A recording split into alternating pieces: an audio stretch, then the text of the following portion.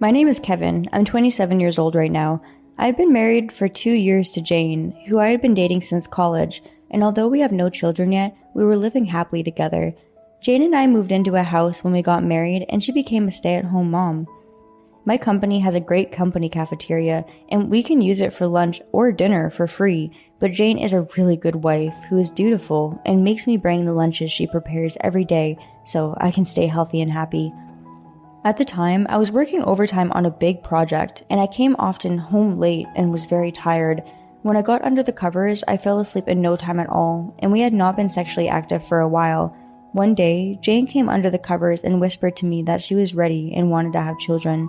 Work had just settled down on the project, and I had just been offered a promotion, so I gladly accepted Jane's offer.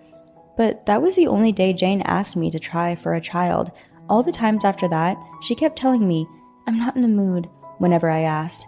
Then, a month later, Jane said to me, "I went to the hospital today, and it looks like I'm pregnant."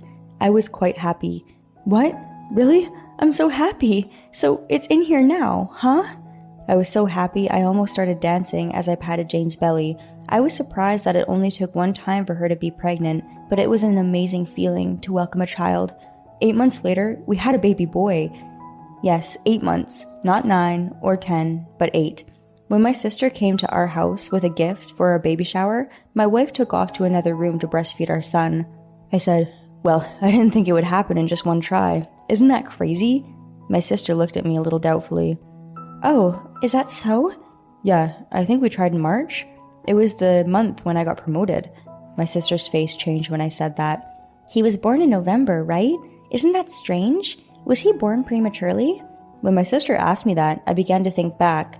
Jane went to the hospital after having normal contractions. I hadn't remembered the exact weight, but I remembered that my son weighed about the same as my niece, around 3,000 grams, and I told my sister exactly this.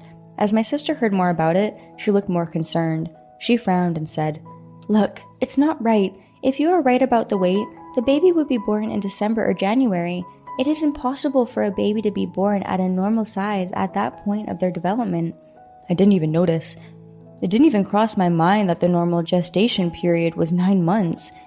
I was caught up in a lot of work, so I didn't even know what was happening, and I didn't question it. "So, does that mean what I think?" My sister nodded. "That's right. I hate to say this, but she was already pregnant when she asked you to try for the child." My mind went blank. No way. I made a good income for my age, and I had never missed a beat on fulfilling my duties as a husband. In fact, I sent my wife's parents a total of 100,000 yen every month.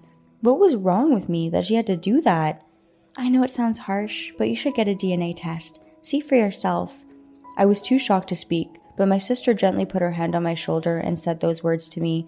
I immediately ordered a kit for DNA analysis, took a sample of my son's saliva and hair, and waited for the results, praying that it would be a mistake. Then, an envelope containing the results arrived at the office. I took the envelope to the office during my lunch so that my wife would not find it, and looked at it in the company restroom. My hands were shaking, and I could not open the envelope. I couldn't turn the paper over. When I managed to open it, it said, 99% difference. Tears blurred my vision. I couldn't see what was going on in front of me, and I couldn't stop the tears from flowing. I was glad I had chosen a bathroom that wasn't used very often. If someone had walked into the bathroom and heard my wails coming from the stall, I would have caused a big commotion. I have never doubted my wife. I assumed that the fact that becoming less active in bed was just something that happens if you stay together long enough, and that it's a common occurrence in all families. Even so, the test says that it's a 99% chance we are strangers. There is still the possibility of the other 1%. There must be some mistake. I told myself that there was no way that my wife would cheat on me, and spent the next few days convincing myself of this. But I couldn't resist the inevitable. I couldn't stop being skeptical, so I finally looked at my wife's phone. The result was plain and simple. She was completely guilty. The recent lines were all to do with breaking up and not seeing one another, but when I went back and checked the history, there were conversations where it was obvious that my son was this man's child. I accepted the fact in my own mind, and I could no longer deny it. In the most recent text, she said, "This family is what is important to me, and I will take this secret with me to my grave. Nobody will know, so please, let's split up. If anyone were to find out, we would already be long gone from this earth." I felt sick to my stomach. I could no longer stand to read more and quietly put her phone back where I had found it. 2 weeks have passed since then. I'm trying my best to act as usual, but I've reached my limit. I can't accept my wife's smile, which I used to love so much. I want to be alone. For 2 weeks, I threw away all the lunches my wife made. The company cafeteria, which I hadn't eaten at in a long time, was suddenly very delicious. My colleague told me that the kitchen was supervised by a top chef. I felt like a fool for not eating such delicious food. I couldn't eat dinner at all, and I couldn't even sleep at home. I couldn't talk to my friends about it, and my heart was going in a darker and darker place. When it came hard for me to look at my son, I finally decided to talk to my sister. We met at a family restaurant near my sister's house. I told her, "Sis, she was guilty." She said, "I knew it." She was still shocked, but composed herself quickly and said, "So, what are you going to do about it?" It was a tough question. I answered, "I don't think we can stay together any longer, but our son is still a baby." When I said this, my sister was quick to respond. She told me, "I hate to say this, but the older he gets, the harder it will be for you." I finally got it through my head. I nodded, imagining my son growing up, being able to speak, and criticizing me. "If you are going to do this, I think you should do a thorough investigation so there's no doubts. I'll help you as much as I can." My sister seemed prepared already. To be honest, that was very reassuring. From then on, I decided to thoroughly collect evidence. I checked my wife's cell phone again, which I had not looked at since then, and this time I checked not only her texts but also the folder of images. What I found was a lot of evidence. There were even videos of them in action. It was hard to watch, to be honest. I should have never even looked at it. While suppressing the nausea, I transferred the screen caps and videos to my own phone. Just looking at my wife's face was enough to make me feel disgusted. Sadly, my love for my son has also waned. My wife was not the least bit aware that I knew about it, and she was still laughing hysterically as she watched TV. I believed that the relationship between my wife and the man was still going on, but she was very careful. I really wanted to catch them in the act, so I decided to set a trap. I'll be going on a business trip for 3 days from the day after tomorrow. I'm going 2 towns over on short notice. I'm sorry, but could you handle staying home alone? When I said that, my wife replied immediately, "Really? Okay, that's no problem for me. I'll be fine here." She laughed. "Still, it's kind of sudden, huh?" She was acting normally. "Yeah, there's been a few issues nowadays," I replied. She casually told me, "That must be tough. Be careful and don't work too hard." And with that, Jane helped me pack my luggage. I picked up the bag she packed and left quietly. On the day of my business trip, I left home pretty early in the morning. My real destination was a family restaurant near my sister's house. I told a bold-faced lie that I was going on a business trip, that it was all paid. I thought my wife would try something if I left the house. I ordered a cup of coffee at the family restaurant and waited for my sister to show up. She showed up soon after. "Sis, I'm sorry it's so early in the morning, but I'm sure she'll make a move today. I've asked the private investigator to contact me if she goes anywhere." My sister and I waited quietly for that moment. Around 11 o'clock, my phone shook. It was from the investigative agency. "Mr. Kevin, your wife has made a move. She went to a hotel restaurant with your child. She met up after waiting for a man at the entrance, so we have a picture of that. Now, let's wait until they leave the restaurant. Can you come to this address?" I had finally gotten my chance. "Of course, I'll be right there." I hung up the phone. After that, I made a few phone calls and headed to the hotel with my sister, and we met with the staff of the investigative agency in the hotel lobby. The investigator started to brief us. "It's been about an hour now since they entered." The investigator led me to the entrance of the restaurant. I asked my sister to wait for me in the lobby, as I preferred to be inconspicuous. I tried to act calm, but my heart was racing.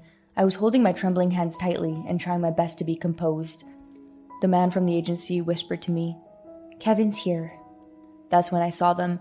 I looked up and saw my wife and the man with bitter looks on their faces. My wife was holding my son. It was not a happy sight for me to see, but those 3 were still a family. Thinking about that, I felt a sense of hesitation. But this was no time for being sentimental. I took a deep breath and calmed my breathing. Then, with an extremely calm expression on my face, I said to them, "It's been a long time, Brown." Brown, he was a college classmate, and we had known each other for a long time. Not only this, Brown was a married man and the father of 3-year-old twins. When Brown saw my face, he turned pale, turned quickly, and ran out. "Hey, Brown, we know you work at City Hall. You can't run away from me." I shouted loudly, and Brown rushed back and got down on his knees to beg. My wife was slumped over with a blank face. I said, "We'll be disturbing the other customers here, so let's move." So we moved to a rented conference room that the agency had prepared for me. I left my son with my sister and sent them away in a cab, and my wife and I got in my car. I asked her, "What's wrong? Did you think I didn't know?" My wife only looked down silently. I continued without hesitation.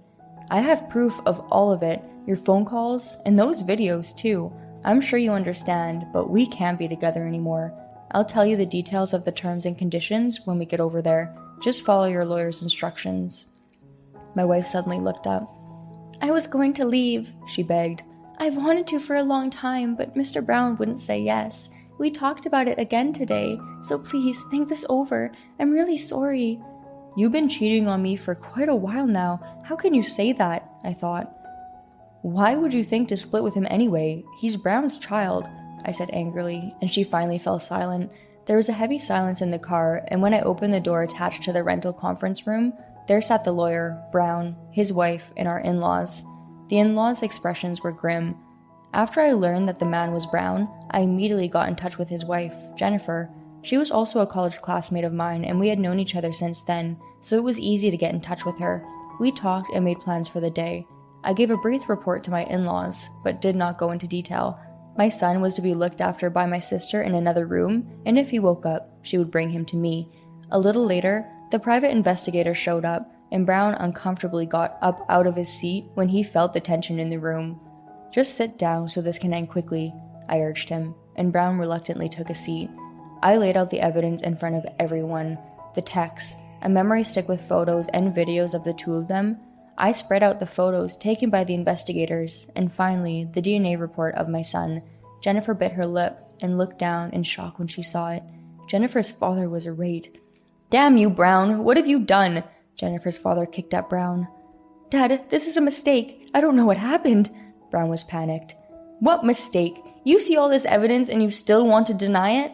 Jennifer restrained her father, who was losing control of himself in anger. "Dad, that's enough," Jennifer said calmly. Jennifer's face was now expressionless, as if she were wearing a mask. "Brown, please just sign these and let's be done with it." Jennifer held out the divorce papers to Brown. "Are you kidding me?" Brown was desperate. Jennifer did not even give him the time of day. "I'm not kidding. Just get on with it." She urged him to hurry up and sign. Brown, perhaps giving up, picked up a pen. As he looked at it, Jennifer's father-in-law called out to me. "I'm sorry about what my daughter did to you, Kevin," he said. "But you two have a child. Please forgive her for what she's done." I sighed deeply. "I'm sorry, but please be realistic. He's not my child. Besides, I've been sending you money every month without fail. I thought it was my duty as a husband, but she betrayed me in this way." "Do you think I can forgive her?" I told him.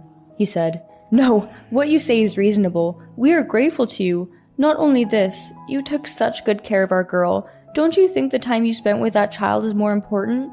Even if we aren't connected by blood, we consider you as our own son." I felt a rage as my father-in-law said this without a trace of remorse.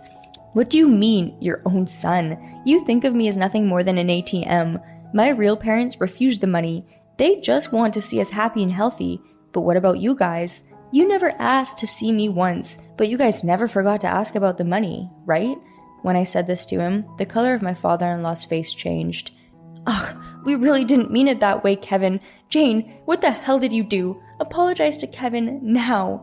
Jane's father-in-law tried to force his daughter to kneel and beg with a desperate look on his face. I was appalled at the sight. "How much do you need that money?" "I don't need you to apologize to me anymore. I've already decided to divorce you. Please ask the lawyer about the rest of the terms." I ended the conversation and turned it over to my lawyer. The lawyer nodded and began to deliver the terms officially. "Mr. Brown, Kevin demands $100,000 as alimony for the divorce. If you refuse to pay, we will be sending a letter to your workplace.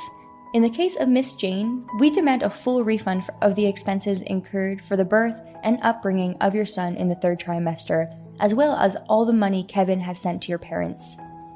Brown looked down, unable to say anything. He couldn't afford to lose his job as a public servant. Jane, on the other hand, was now delirious and shouted, "There's no way we have that kind of money. There's no way I can afford it. It's impossible. Please reconsider." I did not let her finish. No way, these are my terms. I've discussed enough. I went back to my lawyer and said, Mr. Lawyer, all that's left is the written oath, right? The lawyer nodded. Well, this is your written oath. Please sign if you agree to these terms. He set out the papers in front of them. Jane could not believe it. How is this possible? Jane looked pale and started mumbling. I'm sorry. I'm so sorry. You're the only one I love. Jane was still saying these empty words, doing all this to me. I couldn't take it anymore, so I yelled, I can't stand to hear your voice anymore. Just sign the damn thing. I didn't know what kind of mangled expression I had on my face, but Jane looked at me and shuddered as she signed. But then she said in a quiet voice, What about the child? He's just a baby. I sighed. I think you don't understand. I'm not obligated to raise someone else's child. Jane looked at me, stunned, and passed out, likely from stress and shock. My father-in-law called an ambulance, and Jane was rushed to the hospital. I silently watched him go. The conference room was filled with silence. Let's call it a night here. With my words, the meeting ended. After the discussion was over, I took my mother-in-law, who was silently slumped over, to the room where my sister and the child were. The child had been fed with milk and was sleeping well. I said to her, Sis, I'm done. I'll leave the child with her mother. I said, and she nodded. I guess it's for the best, she said, nodding. I feel sorry for the child, but it can't be helped. After handing the child over to my mother-in-law, I went home and immediately packed up my wife's belongings and arranged for a contractor. The next day, the contractor took her belongings out of the house and brought them to her parents' house. It's not that I didn't love the child at all. The child was innocent, and if I didn't do the paperwork, he would legally be my son. In fact, a lot of me wanted to take him in and raise him myself, but I'm busy with work, and I'm sure I would have left him lonely, so I had no choice. My house was very spacious without a family within its walls. The air feels fresh and clean now that my wife, the root of my problems, is gone, but there are still so many memories here, good and bad. I think I will move to a more affordable house soon. Later that day, Brown transferred me $100,000. I guess he used the money from his parents since they were wealthy, but honestly, I didn't care in the slightest. I heard from Jennifer that they are getting divorced too. I told her that I would tell my lawyer to give her any evidence she needed if necessary. Jane's lawyer asked to split half and half, and I agreed. I agreed to give Jane a grace period until the child grew to be able to eat solid foods, since she was going to need to leave the child with her mother-in-law and go to work to support the child. I then filed a denial of paternity, which was successfully approved. I don't really care if Brown acknowledges the child or not, although it would be a big deal if he does, since he and Jennifer have 3 children, including the twins. I've since moved to a new place near my work and am enjoying a relaxed life alone. I don't feel lonely because I'm working hard and fulfilled with my work right now. I sometimes think that it was all a dream, that I had a wife and children at one point. I ran into my sister the other day, and she said she had a friend she wanted to introduce me to. I think enough time has passed, and I know she's worried about me. I think I'll take her up on that offer. Thank you for watching. I hope you enjoyed the video. We look forward to seeing you again. Please also subscribe to our